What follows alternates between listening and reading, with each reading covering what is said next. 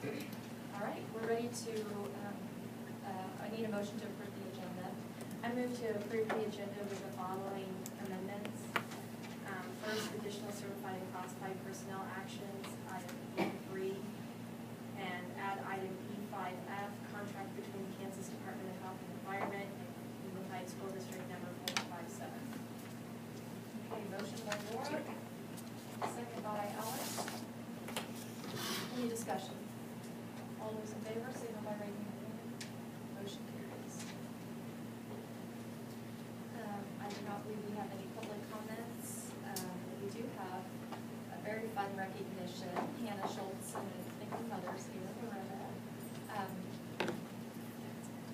And your dad's here. The whole family. That's awesome. All right. So, go ahead. Sorry. We'll bring them on up.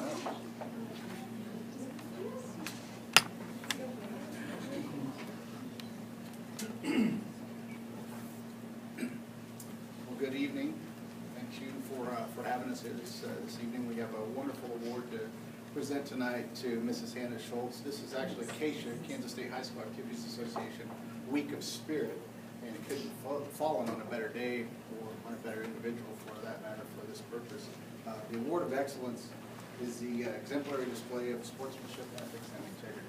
And it's going to be awarded to Hannah, but before I hand her over anything, I'm going to let Coach Lindenberger speak to you about why she's being presented this award. But before I even let Coach Lindenberger speak to you, the team competed this last weekend out in Colorado Springs, and I received an email from Colorado Springs there in regards to our high school and the type of program that Coach Lindenberger runs at Garden City High School, which should make every one of you, not only in this room, but across the city, proud of what this group does.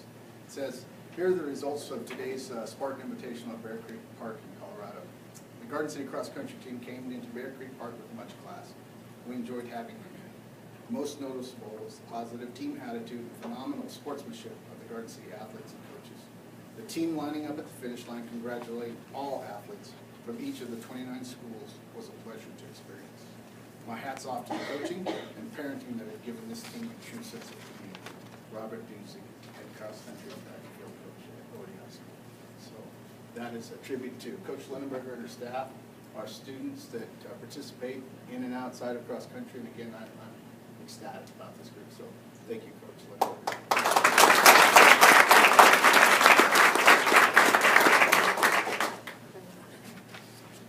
I'll just give you a rundown of kind of what happened with Hannah, and I think why Mr. Segovia and I decided that this award was appropriate.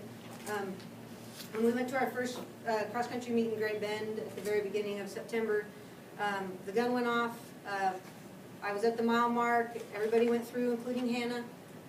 Got mile times, went to the 2 mile, no Hannah. Went to the finish, no Hannah. Nobody had seen Hannah. What had happened was somewhere between the mile and the 2 mile, correct? Yeah. She had stopped. Do you want to tell them what you saw, because I really wasn't there? Okay. I turned the corner and this girl was laying on the ground, and it appeared like she was having a seizure, and she was lying on her back. So what? Hannah stopped to help because she was alone. There was nobody else stopping.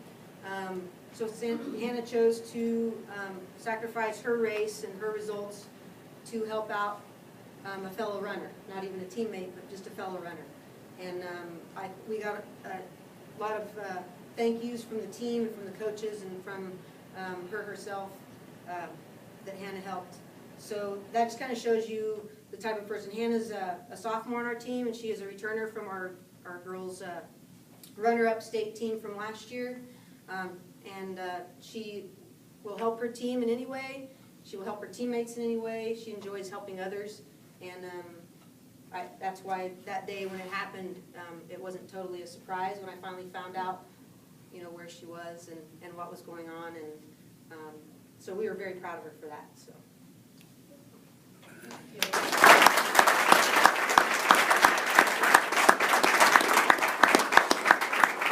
Coach Lindenberger, do you know how the girl was? Did she end up being okay? Yeah, they actually said that it was a reaction that they found out. It had happened before.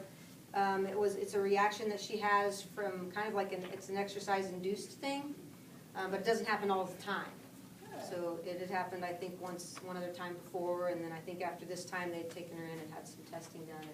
And it was really cold that day. It was like Oh. 9 Yeah, it was and really humid cold. and horrible. So you just made, Hannah, you just made sure she was breathing and Yeah. just kind of stayed with her until? Yeah, I basically, I sat down crisscross and I put her head so that way if she puked, then it'd be on my leg and she wouldn't swallow it and she wouldn't swallow her tongue. That's awesome. Come on through. Like,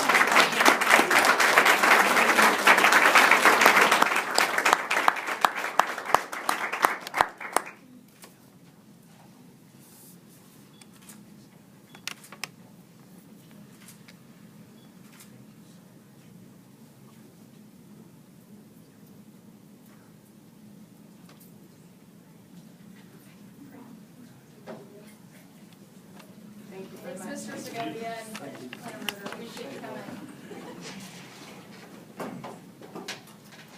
Okay, our next item of business is a building presentation for A. Beaver Elementary School. Martha? Let's see, which building are you at today? For once, for 2 years in a row, I can say, if you are. Good evening. Well, I have lots of teachers here. You know, last year, I guess this summer, it was the second year that some of us were able to go to the Model School Conference. And when we came back, this summer I took 7 teachers. And they were very excited when we got back, and they couldn't wait to get started with all the things that they had planned over the summer. One of the things that we did last year, we focused on team building with our staff.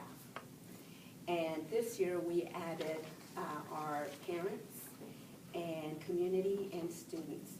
So what we did is developed4 committees, and the teachers are going to tell you a little bit about what those committees have done and what we still have planned. Okay, we'll start with our staff committee. Team building. We have Brandy, Ned, and Sarah Cross. Hello. Sarah and I are really excited to be leading the staff relationship committee. As leaders of this committee, we will be working on relationships amongst staff and then also training the teachers on incorporating team building within their classrooms. That way we can really make that classroom culture even more effective.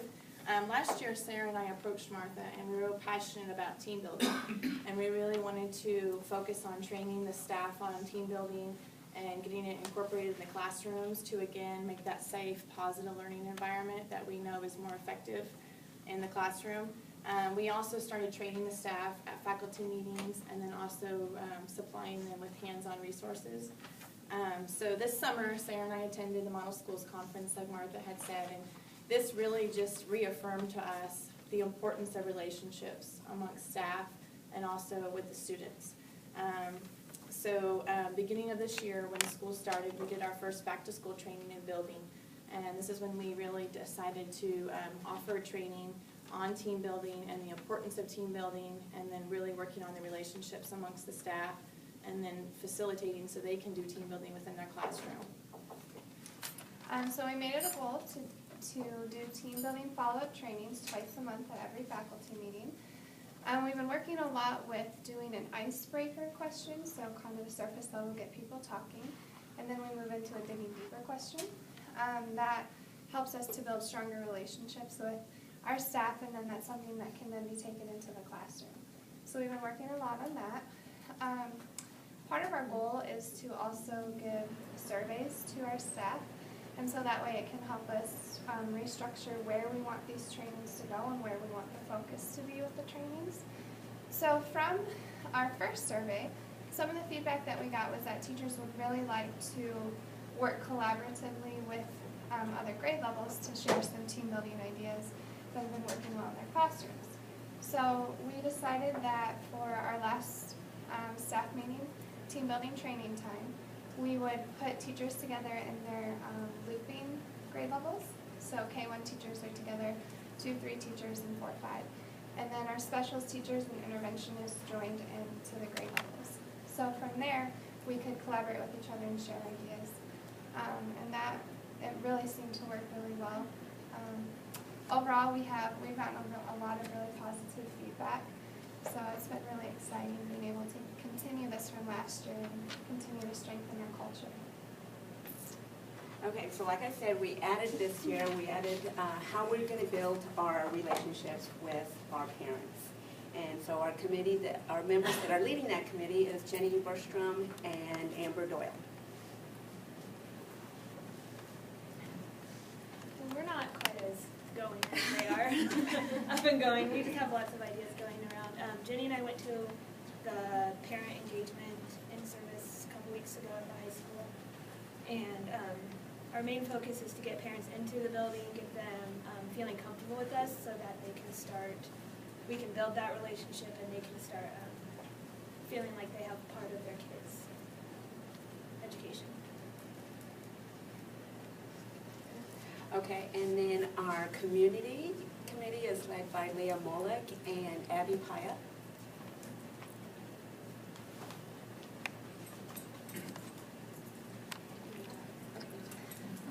Okay, so we're heading the community committee and focusing really on how do we get our community more involved with our schools. And both Abby and I feel that we're quite involved with the community in different things that we do, and so that we can go talk to the organizations that we work with and branch out to other organizations and kind of get them on board what we're doing with things like team building and the kindness revolution, and how do we let the community know what are we doing in our schools and how can they be involved to help reinforce the positive attitudes, the team building, and the different things that we're teaching within our school. One of the other things that I think we want to focus on with our students is really taking pride in their community, going out and doing things like volunteering and our community service projects and stuff like that, that we can hopefully get our student council to head up and kind of run away with, as far as you know, bringing our community into our school, but then also sending our kids out into the community to do good things. Okay, and our last committee is our student committee, and that is led by Allie Wench and Brittany Schild, which was unable to be here tonight. So, Allie. Hi. So our student committee this year, we kind of headed off with student council, and they are doing a whole bunch of different things in our school, and that's really what our focus is. We had an ice cream social the other day to get people of our community into our school, and we had parents and other teachers and everyone who showed up right on a board to share their ideas on what they want student council to do.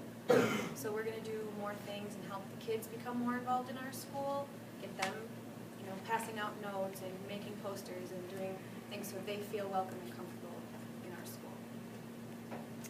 Okay, now you get to hear from our student council and what they've been up to. Ms. Spots will introduce them. This is the first year, you may have remembered that last year we came to you and we begged you that we could keep our fifth graders, and we're very happy that we did. We've started a lot of new programs for them this year because we want them to have the same experiences that the kids at the two intermediate centers and the country schools have. So we've incorporated band and orchestra.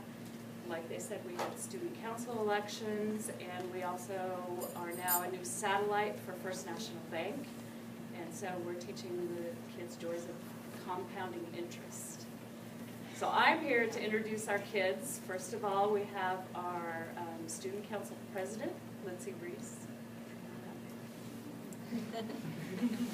Our vice president, Clarissa Melendez. And the president of the First National Bank, Abe Hubert, Rodolfo Lozano.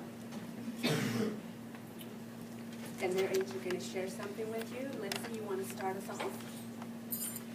This is my speech, how I won for president. I want you to vote for me, Lindsay Reese, president, because I am responsible, I work hard on my studies, I can keep track of things. I will fight for what's right. I will stand by your side. I want us to make memories this year. I would like to make good changes, like kill all the bugs at this school. Ew. Make our school bright. Make this the best school ever. Every week, probably 4th grades get 20 minutes of recess. Have prizes, do fundraisers. I want to stop bullying. I want us to get along kindergarten through 5th grade. I don't want for you to sit in a boring classroom. I want you to sit in an awesome classroom. I will make school fun. Who wants a boring school? Lame. Let's also help the world, like recycling, picking up trash. We ain't quitters, we're fighters. What do you say? I'm thebomb.com. Vote for me, the series.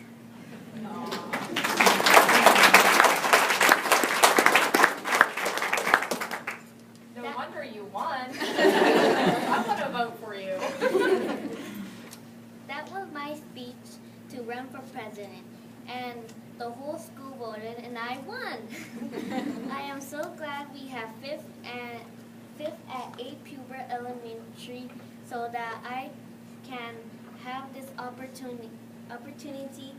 We are here tonight to share with you what school is like at A. Pubert this year and all the new things we are excited about. Student Council is new this year.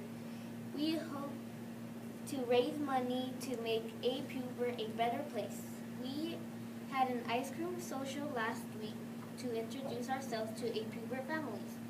One reason I am glad we added 5th grade is that we get to stay with our friends.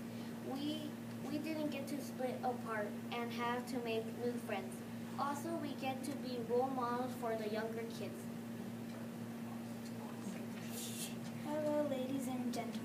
My name is Clarissa Melendez. This year, our science teachers have done a lot to help us learn more about science.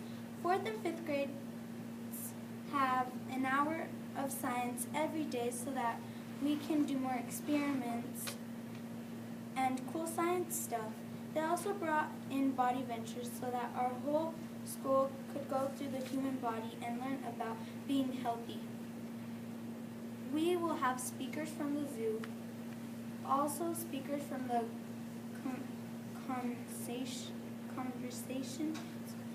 Conservation District, bringing the soil trailer, speakers from the Finney County Farm Bureau coming to tell us about agriculture.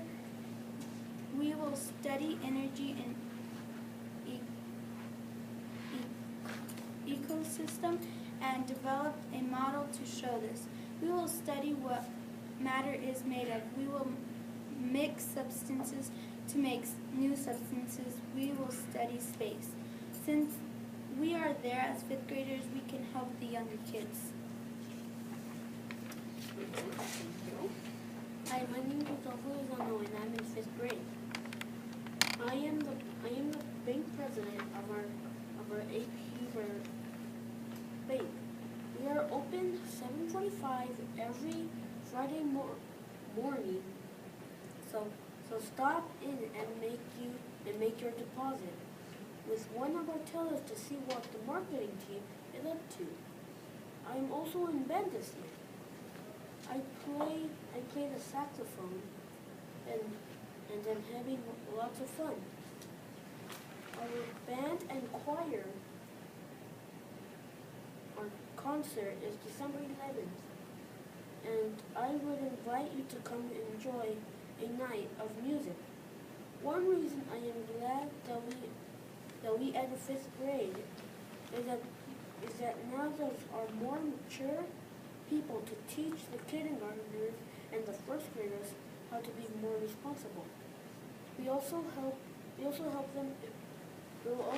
them if they get lost. Okay, that's a little bit about what's happened at A. Pubert and what's going to happen at A. Pubert this year.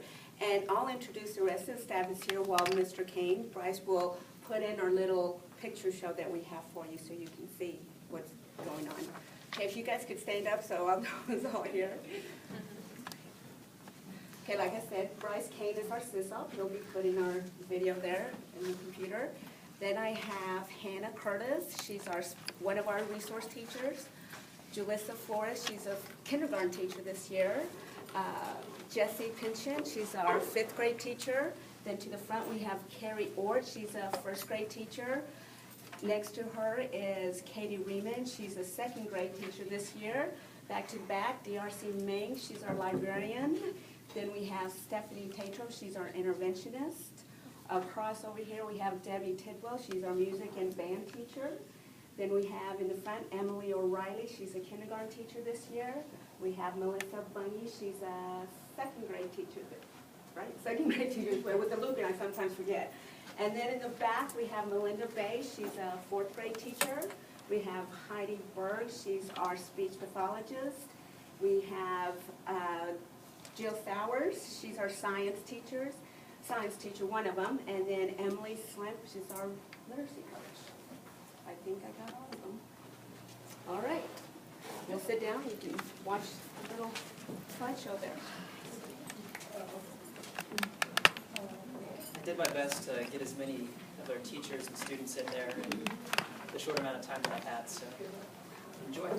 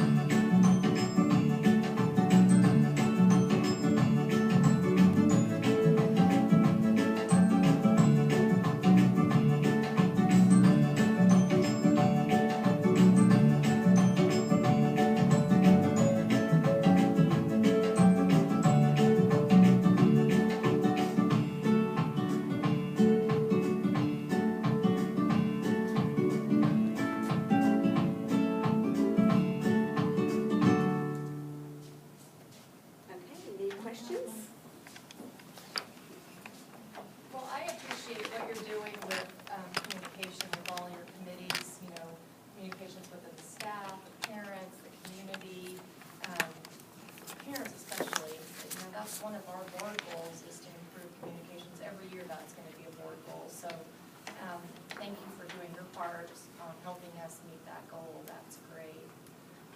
And student leaders, I'm just wanted to say thank you, and I'm really proud of you for standing up and being leaders. And I love, most of you made comments about helping the younger students in your building, which is a great thing. And not everybody has that drive and that feeling from inside to do that. So that's really special, and you should be very proud of yourself for feeling that. So keep that with you, okay?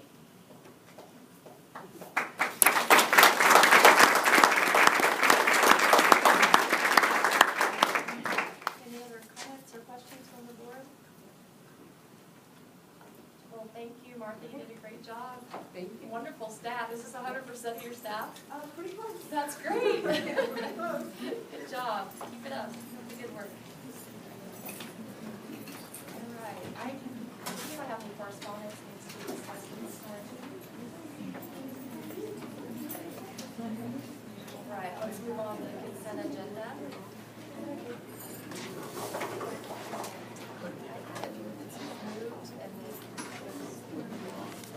Madam President, I move that we approve the consent agenda as previously amended. Motion by Tom, second by Mark. Any discussion? I may recuse myself for this one.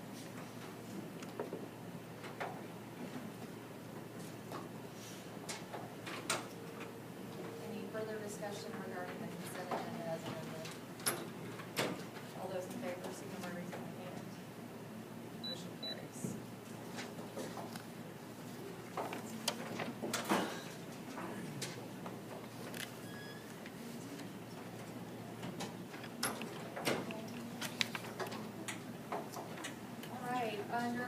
reports. Our first report is by Janie Perkins. ESL is interconnected with everything, which is a very true statement.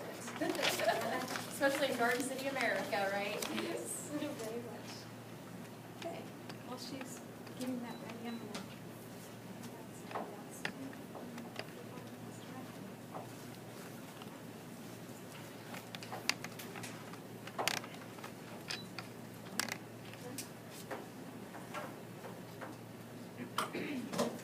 Take some projector one showing red. Needs to be on.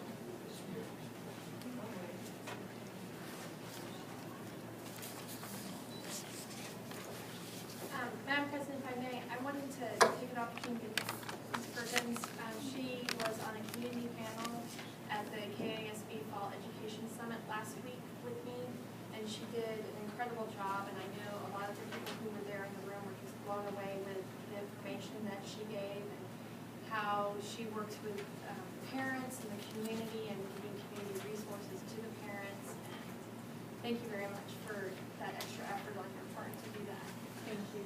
Well, and I sure appreciate you being there and also Mr. Blackburn, because both of you were also very helpful in answering a lot of the questions about our board and our school district and what we're doing here, and giving them ideas on what they could do in their communities. So I was really thankful that you both were there to help me answer a lot of those questions. So thank you very much.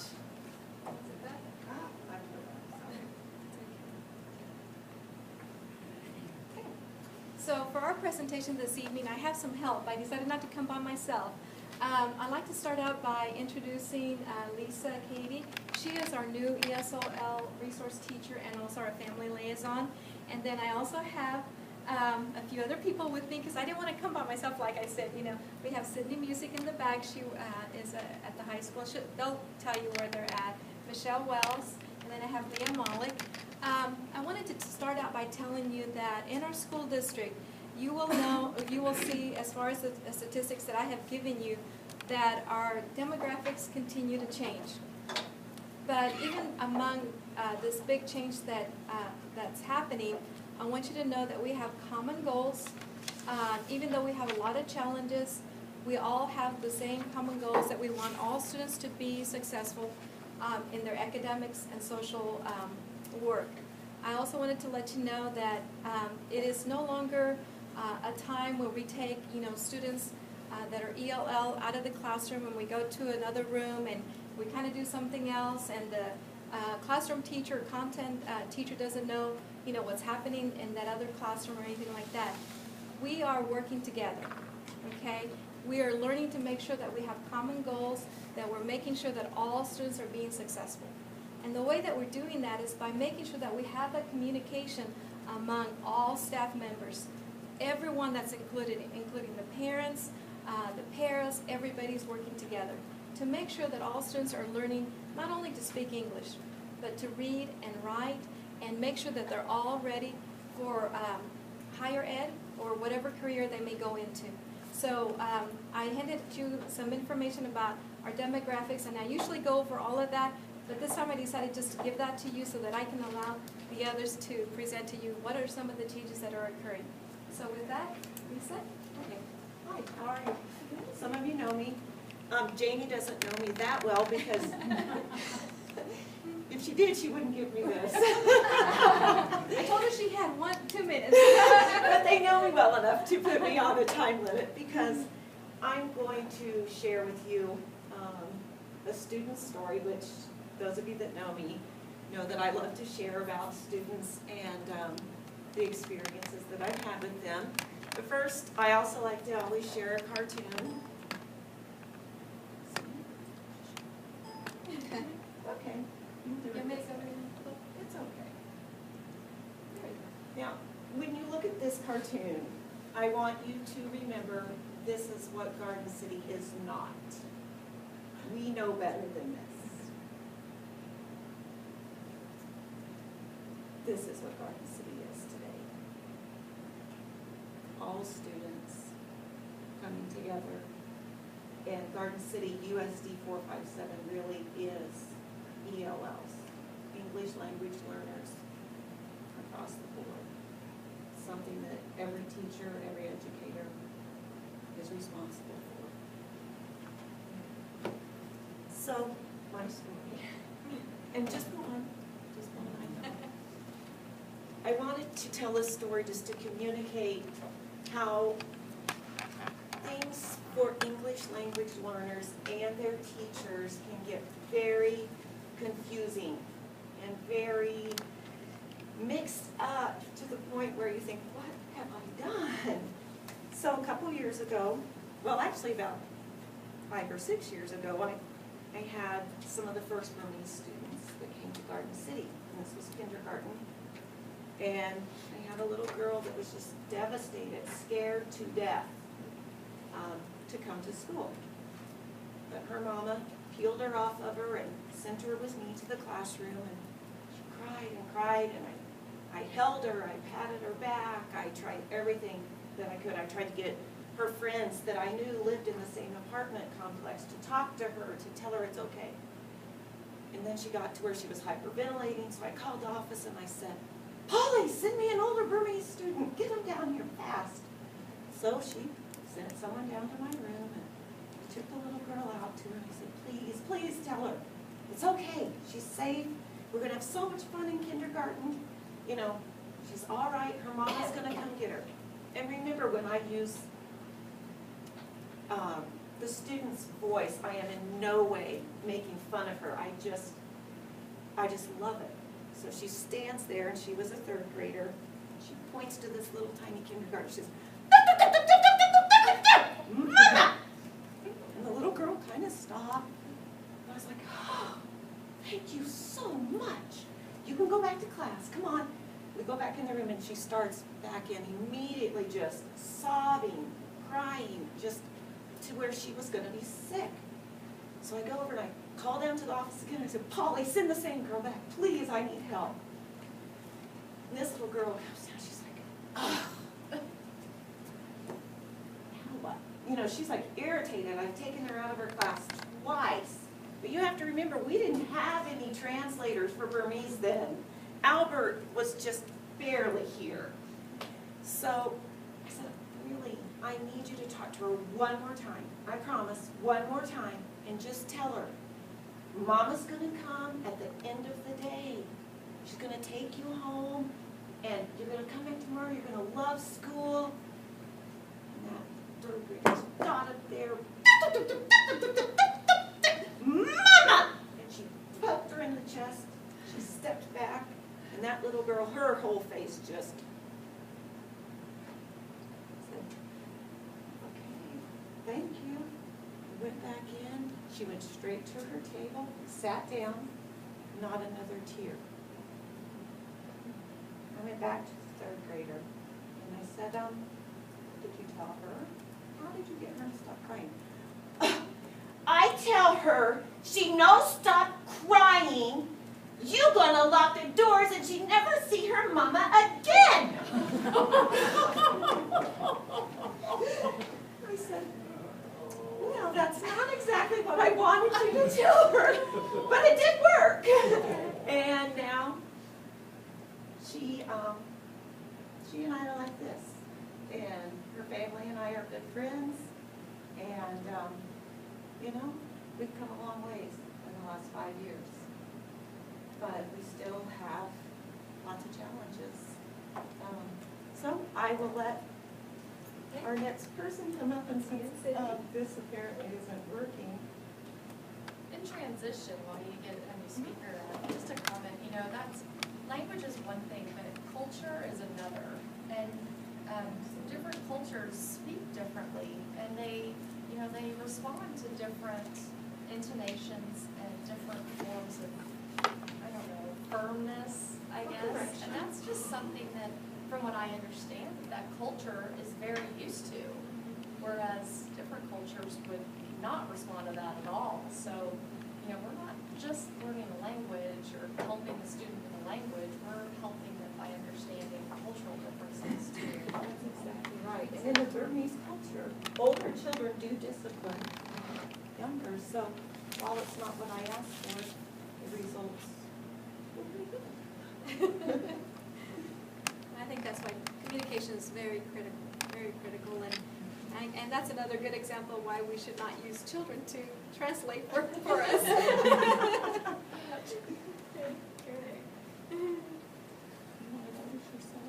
Yeah. I think that, since you'll know when it's in June. No problem. Okay, hi, I'm Leah Mullick, and I'm a kindergarten, first grade moving teacher at Beaver Elementary, kindergarten this year. And I've been doing a lot of work with the ESL standards. I went to several trainings on the new English language proficiency standards. So I'm gonna just kind of highlight some really important changes that we've made to help everything be interconnected in our schools between our ESL kids and our non-ESL kids.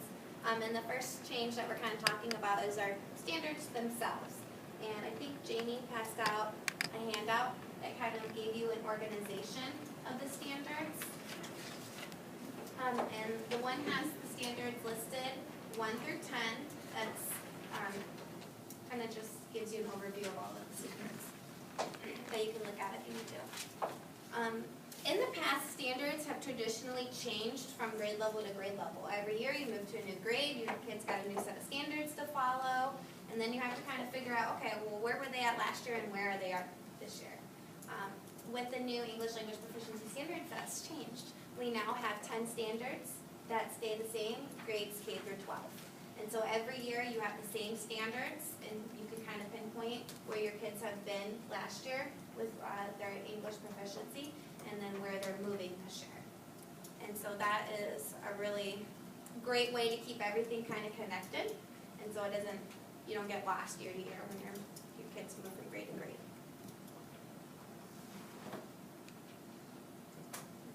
Okay, the new standards, those 10 standards that you have in front of you, were based on goals that was designed by Western Education. And just to kind of highlight a few things, the biggest reason, or their biggest goal, was that these standards be based on classroom standards in reading and math and science, and that they're used in tandem with our Common Core standards. And so they kind of want everything to be connected. And the standards highlight amplified political language, knowledge about language, and skills using language in our Common Core standards, and those are necessary for our English language learners to be successful in school. And these standards are more concise. There's fewer of them, so you don't have 30 standards trying to figure out where does this go, where can this ELL meet this standard, and how do I incorporate that within math or within reading. There's 10 of them. They're kind of embedded. They can be embedded within our curriculum.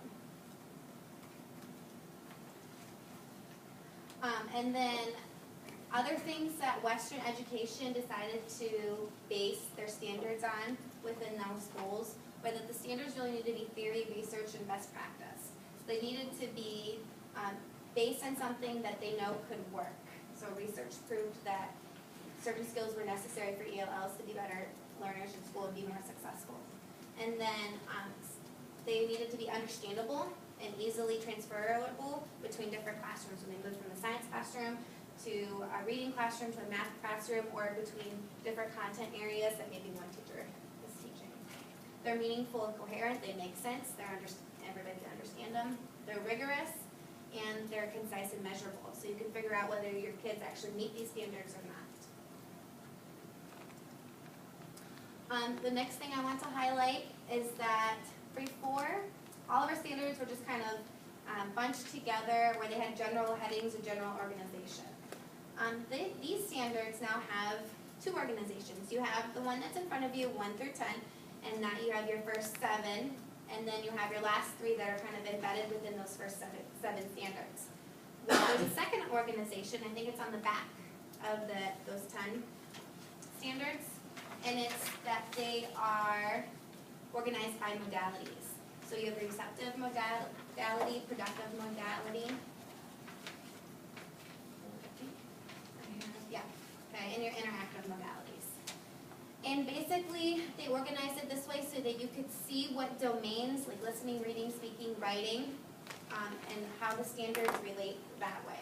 Because a lot of times you might have an English language learner that is really good at reading English, but maybe not so good at speaking it. So then you can pinpoint, okay, this standard and this standard needs to be a goal for that student, and this is how I want them to be more proficient in speaking that language. And so it's a really cool way to organize it, so you can see exactly what your kid needs and how you're gonna get them there. So I love it as a classroom teacher. And then 9 and 10 aren't on there just because they're embedded within everything. So it's just kind of a really cool way to organize it. And then that leads kind of into my last part that I highlighted, was that traditionally they just kind of gave you the standard. And they told you, as a classroom teacher, you run with it. How does that fit into the curriculum you're already doing? And how do you make it fit into your classroom? And you kind of have to brainstorm, okay, well, we could do this and this in centers, and I can give this assessment, and that'll figure it out for me. Well, these standards now provide proficiency levels within each of those 10 standards. So you have a standard named Standard 1, and then 5 levels of proficiency for them to progress to go from limited to more proficient English speaking. Okay. And so on the PowerPoint, I think you have this one too, for Kindergarten Standard 1. So it has your 5 proficiency levels to kind of show you what it looks like at a level 1, and then things that you can do into the classroom. You can have do a read aloud, and then have a kid kind of give an oral presentation on what that read aloud was. Can they retell it? Can they tell me something about the characters? What kind of information are they giving me? And then also, your kids that are listening, what are they getting out of it, and what can they tell their partner about what they just heard? And so those are ways that you can get it into the classroom. And it's super nice for teachers like me that can read the bottom and say, okay, well, this is a great way I can find out what level proficiency my ELL student is at. And then it also is a great way to make goals for your ELL students, because maybe they're at a level 2 and you really want to get them at a level 3, and you can kind of see what are the different ways that I can get them there, different activities that I can do, different assessments I can do. And then at the bottom, it shows how that relates with Common Core. What math practices does the standard meet? What reading practices? What strands of Common Core and reading does this standard meet? And then it gives you lots of activities, centers, and curriculum, and whole group ideas that you can do in your classroom to help your students meet the standards for ELL results. I think that's all that I have. Those are my 3 major highlights of our new ELP standards. My name is Sydney Music, and I teach at Garden City High School, and I've taught there numerous years. So I'm not inexperienced, let's say. So this is based on last year's. Over 47,000 students in the state of Kansas, and 10% of that student population was ESL. Some districts have more than others. I thought this was particularly interesting that over the past 10 years, the population of English language learners has doubled in our state. And you can follow the continuum down.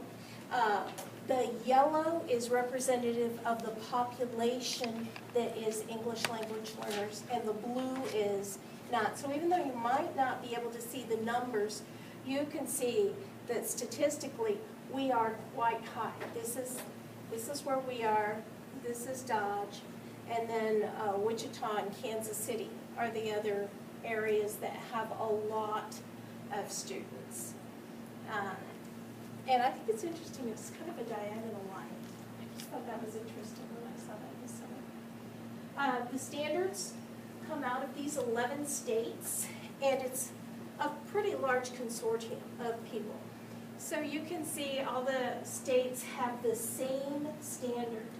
So if a student moves from Kansas to Nebraska, and we know that they're in working with the standards stay the same. They don't change from one state to another. And hopefully that's going to continue. Maybe we can get some more people in there.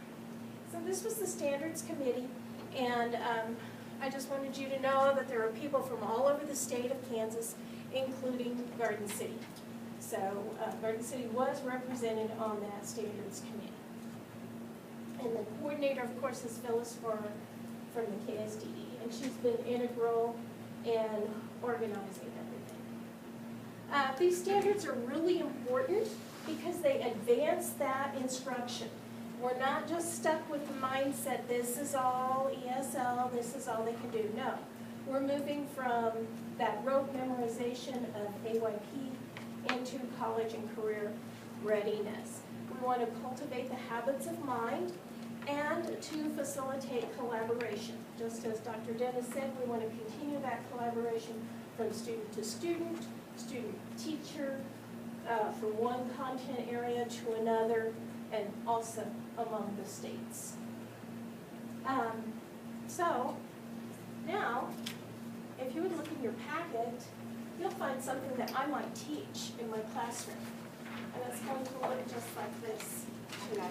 Actually, I didn't give it to them because I don't have to see it until now. Okay. I have it on the PowerPoint so the audience can see it. Yes. Okay. Do you want it up yet? No, not yet. Not yet. Okay, but it's on the next Yes. slide. Okay. So we are going to be reading Huckleberry Finn, and this is what my students would see. This is what they would hear. I shut the door too. Then I turned around and there he was. I used to be scared of him all the time. He tanned me so much. I reckoned I was scared now too, but in a minute I see I was mistaken. That is, after the first jolt, as you might say, when my breath sort of hitched, he being so unexpected. But right away after I see I weren't scared of him worth bothering me about. Now, do you think this is going to present a challenge for any student, but most especially for ESL students? So when I looked at this, I chose the standard 8, which if you want to go back and look at that, you can. And I focused on 2, 3, 4s, and 5s. Because a 1 in our district is usually a newcomer. And of course, a newcomer would not be expected to do this at all. But a 2, regardless of where they are, can get those general feelings, they can get the impressions, especially when facilitated by an experienced reader or by a student partner that has a little bit more skills. So you can see that this is pretty in-depth, all within the same